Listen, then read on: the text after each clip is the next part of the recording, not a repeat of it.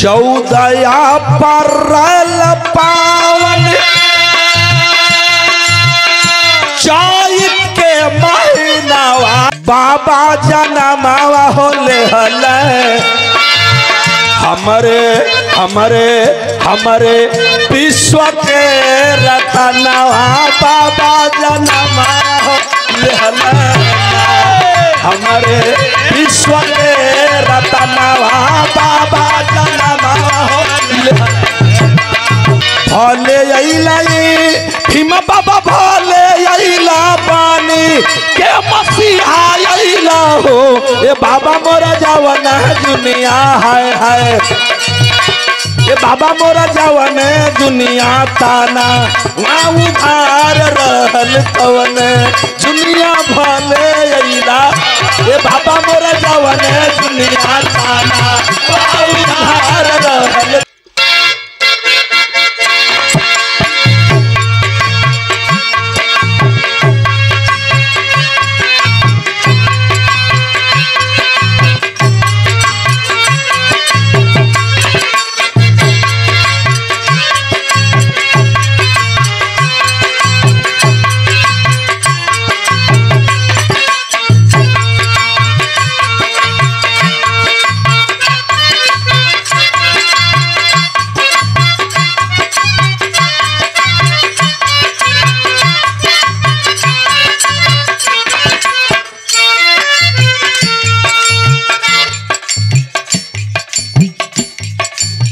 हमारे हिंदुस्तान में तमाम त्योहार हैं।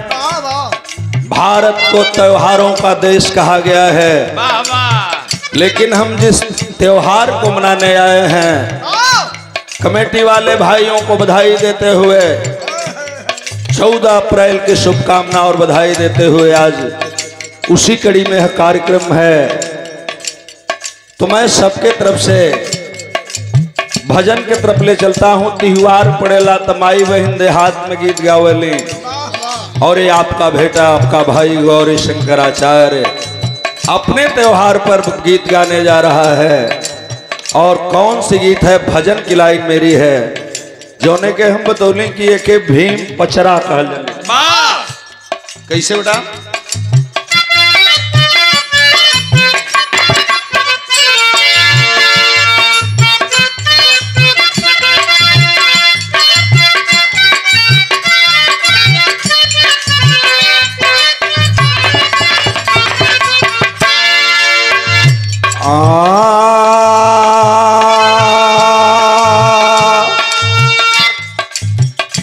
चौदया परल पावन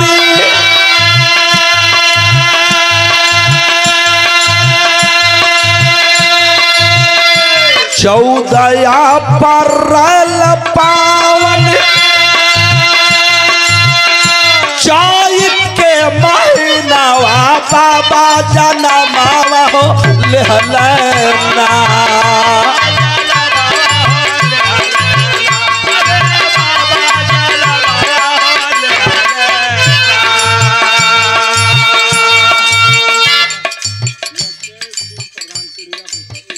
चौदया परल पावन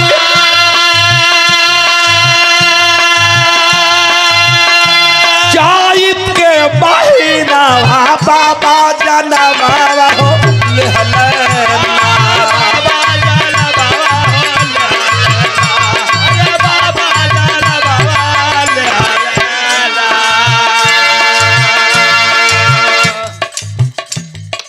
बाबा जनमावा होले हले हमरे हमरे हमरे विश्व के रतनवा बाबा जनमावा होले हले हमरे विश्व के रतनवा बाबा जनमावा होले हले।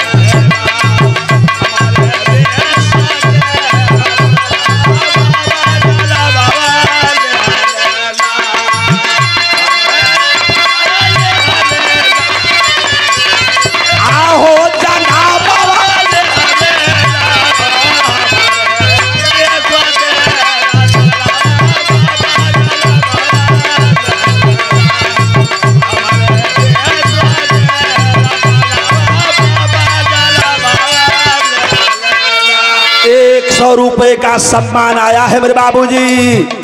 आप जय साहब हैं, हमारा सम्मान कर रहे हैं, मेरा कलेजा गदगद हो गया है। आप की भजन करते हुए पचरे की लाइन में लिखा है मैंने,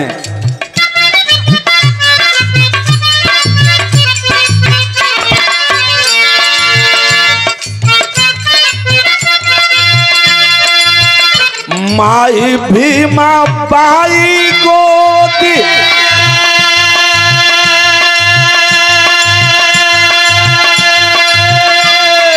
धन्य हो मेरे देवता। देवता तो दुनिया में बहुत हैं, 33 करोड़ 56 करोड़, जितनी मेरे भारत की आबादी नहीं थी उतनी उससे ज्यादा मेरे देवताओं की संख्या थी मेरे देश में। 56 करोड़ मैं डिस्कस बाद में करूंगा। आपका जन्म ऐसे समय में होता है कि विश्व के लोग, दुनिया के 192 देश के लोग आपको देवता कहते हैं। तो गौरी शंकर की बिसात क्या है? आप आए कब थे, कहां?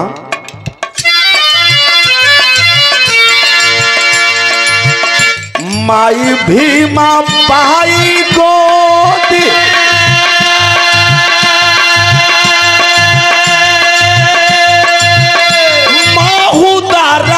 नवा बाबा जना मावा हो लेहलना।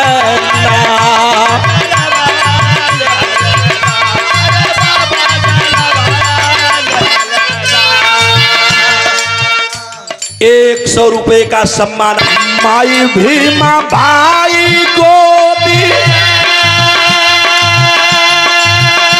माहुदारा नवा बाबा जना मावा हो लेहलना।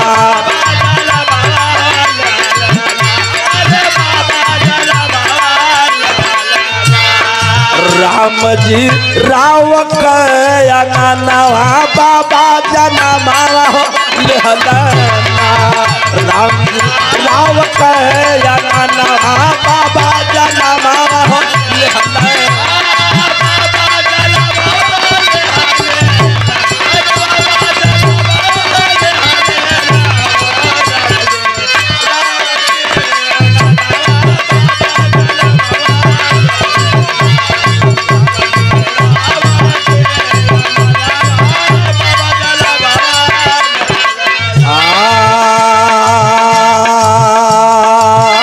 चमकत सूर्य चांद जैसे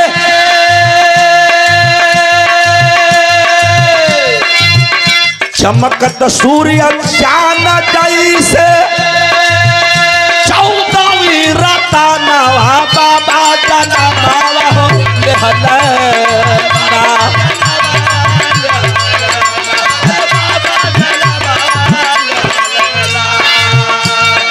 माता भीमाबाई जी राम जी राव सकपाल महाराज की 14वीं संतान के रूप में आपका जन्म हुआ था। ऐ मेरे विश्व के देवता और भारत को सर्व कुछ देने वाले, सब कुछ देने वाले, ऐ मेरे कुल देवता बाबा साहब आपके चरणों में गौरी शंकराचार्य का सर है और नमन करता है यह बच्चा। दुनिया के लोगों ने आपको सूर्य कहा, मैं किस शब्द से नवाजूं, मेरे पास शब्द नहीं है। लेकिन जिस दिन आपका जन्म हुआ था पूरी धरती नाच गई थी, इसलिए मैंने लिखा इस लाइन में। लेकिन लाइन मेरी कहां थी बेटा? चमकत सूर्य चांद जैसे उहे 14वीं रतनवा बाबा जना मावा हो लेहलना।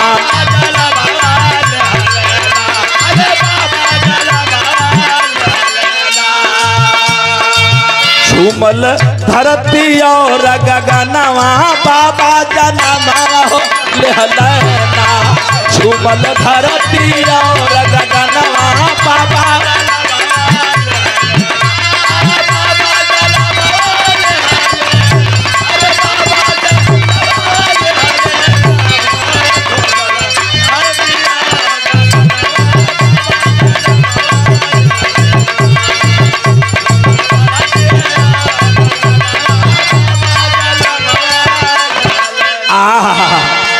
समय परम पूज्य बाबा साहब B.R. अम्बेडकर का जन्म हुआ धरती पर महू छावनी में। रामजीराव सकपाल महाराज की 14वीं संतान के रूप में आपने जन्म लिया था। अगर वो जमाना रह कि हम दो हमारे दो, तो 14वीं संतान के रूप में आप नहीं आ पाते इस धरती पर।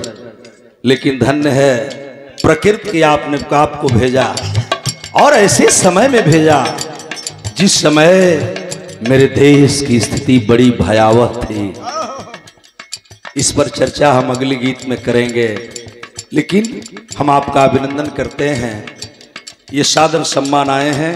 हाँ, यही तरह लिख के दे दे, सभे तो बोलने में हमरा के दिक्कत न हुई। हलचल मचाई लाइन।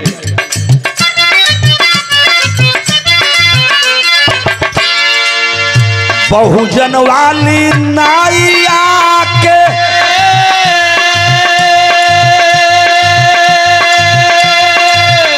बहुजन वाली नाइया के पानी के खेवैया बाबा जना बाबा हो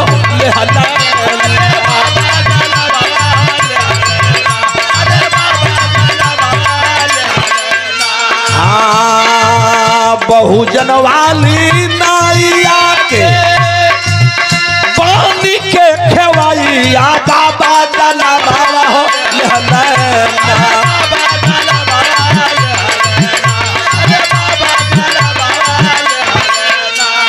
गम गम गम कैला सुमनवा बाबा जना बाबा हो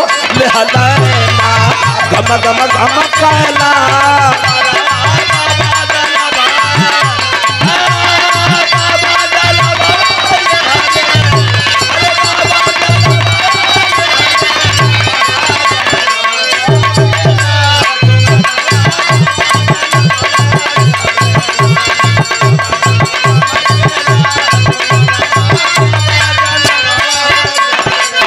और आपका जन्म हुआ इस धरती पर उस समय में बताया कि बड़ी देश की भयावह स्थिति थी।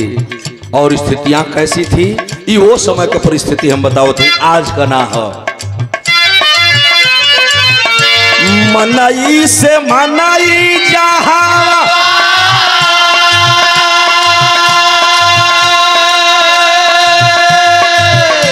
मनई का मनई जहां हुआ नहीं तानवा बाबा जना बाबा हो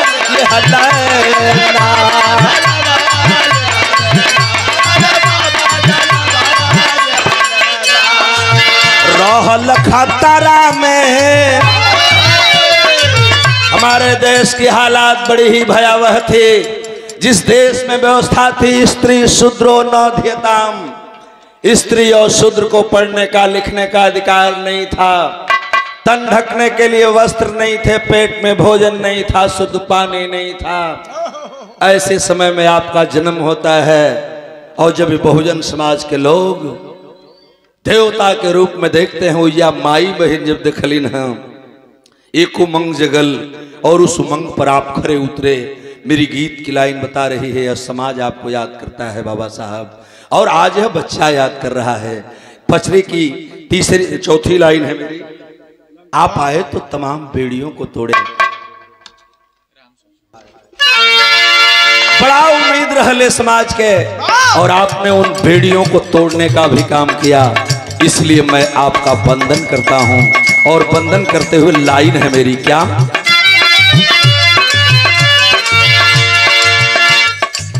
अखिया पसार जहावा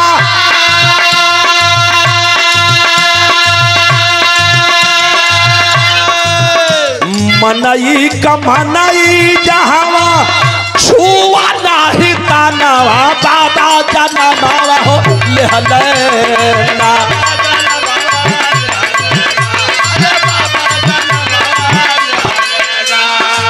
रहल खतरा में वतनवा बाबा जना बाबा हो लेना रहल खतरा में।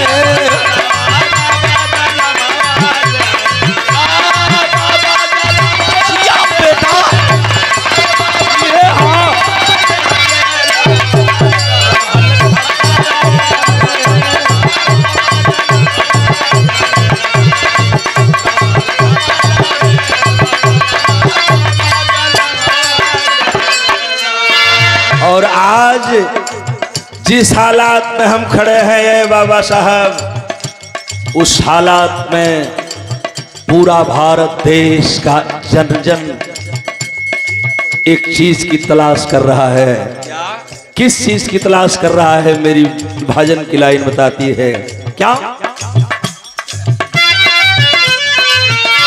अखिया पसार जो है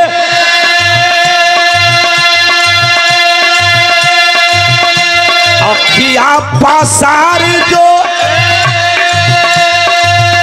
पूरा बहु जाना बाबा जाना बाबा हो लेना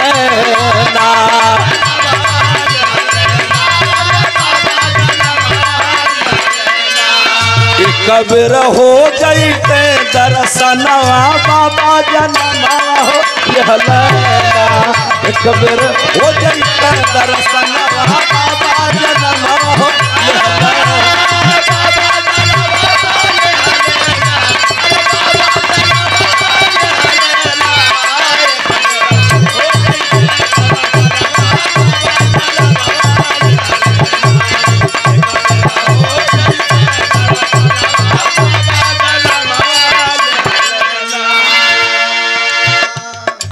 और आप ऐसे समय में आए जिस समय में हमारे देश के अंदर जौना पोखरा में गदहा, भेड़, बकरी, भैंस, बैल, सुअर लेट देसे साहेब, तो वो पोखरा के लोग पवित्र समझ के पानी पी ले। आ वही पोखरा पर अगर आदमी का परछाई पड़ जाए तो दूसर का आदमी के घृणा होकर जाके 5 बेर गंगा में डुबकी लगावे तो अपना के पवित्र समझे।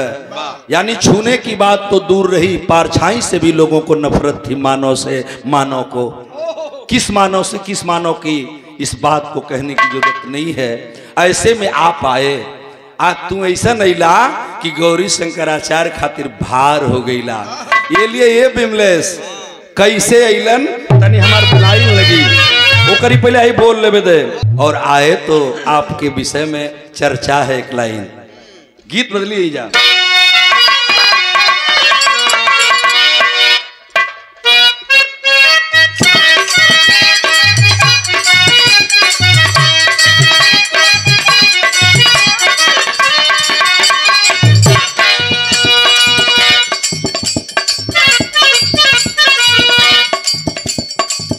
भाले आइला ये बाबा मोरा भाले आइला वही दुनिया भाले आइला हो। भाले आइला ये भीमा बाबा भाले आइला वही दुनिया भाले आइला हो। ए बाबा मोरा जवान दुनिया आए हाय बाबा मोरा जवान दुनिया पानी या मोहाल रहल तवन दुनिया भले अइला हो। ए बाबा मोरा जवान दुनिया पानी या मोहाल रहल तवन दुनिया भले अइला हो।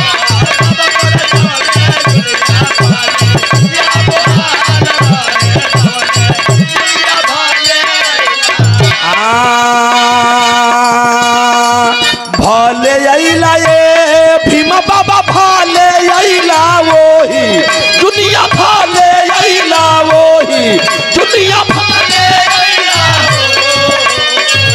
भाले अइला ये भीमा बाबा भाले अइला पानी के मसीहा अइला हो। ये बाबा मोरा जवान दुनिया हाय हाय ये बाबा मोरा जवान दुनिया ताना वहाँ उधार रहल तवन दुनिया भले अइला। ये बाबा मोरा जवान दुनिया ताना वहाँ उधार रहल तवन दुनिया भले अइला।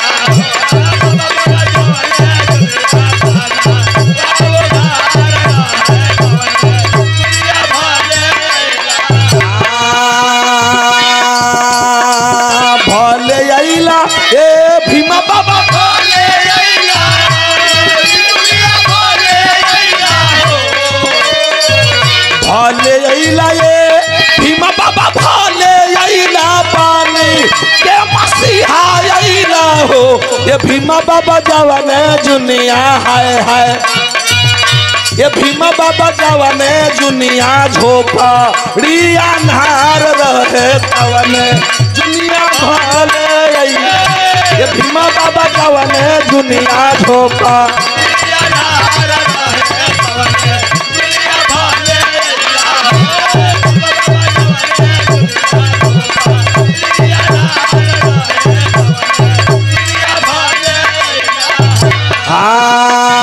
गाय दीन महा नद भजनिया का लागल लागल ये भीमा बाबा वो ही दुनिया हो। ये भीमा बाबा ये ही दुनिया जो है लाया चारता वो ही दुनिया आई हो जईता।